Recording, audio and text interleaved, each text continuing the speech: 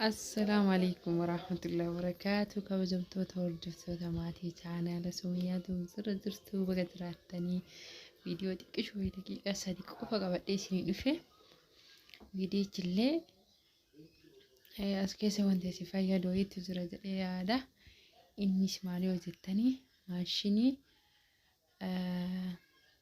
بدينا إلي بدينا أكسما استوفي وانتا itti fayyadaman jechuu kan dubartii mana keessatti fayyadamtu akkasii imalli keessa gurra gara asallaati yoo asallaa geenne waan deemuuf isin garsiisa horii maatii kee hin ta'in maatii kee ta'a jajjabeessaa yaada qabdanillee naa qoodaa isiniin jedha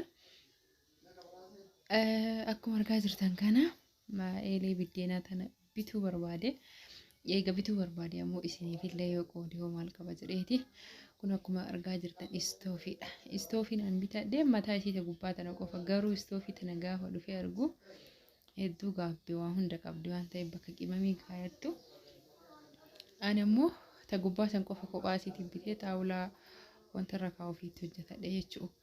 Akkasuma akkuma argaa jirtan eeleen tuni singiliidha jechuun kophaa isiiti tan daabboo malee ta biddeen itti godhatanii akkasuma ka daabboollee kophaatti hin jira ka ammoo daabboo fi keekii ka biddeenaallee hin jira kun ammoo akkuma argaa jirtanii gatii isaa 7,000 yoo karakkartanii 6,500 bittanii amma kan inni himatu 7,000 jechuudha.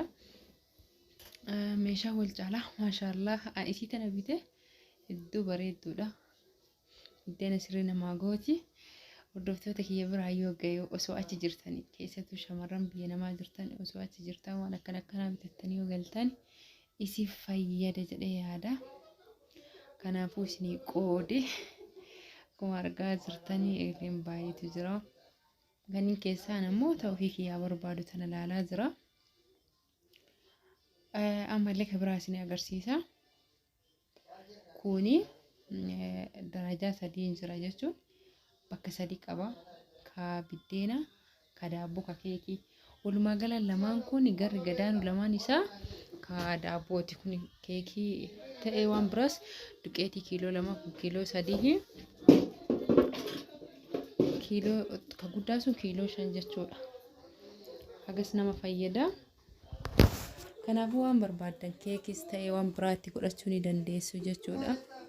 Daabboo jalli isaa kunniin kun ammoo ka biddeenaati. Jalli isaa bakkee keekii fi bakka biddeenaallee qaba. Kafeetan itti hojjetattanii suni mirga keessanii.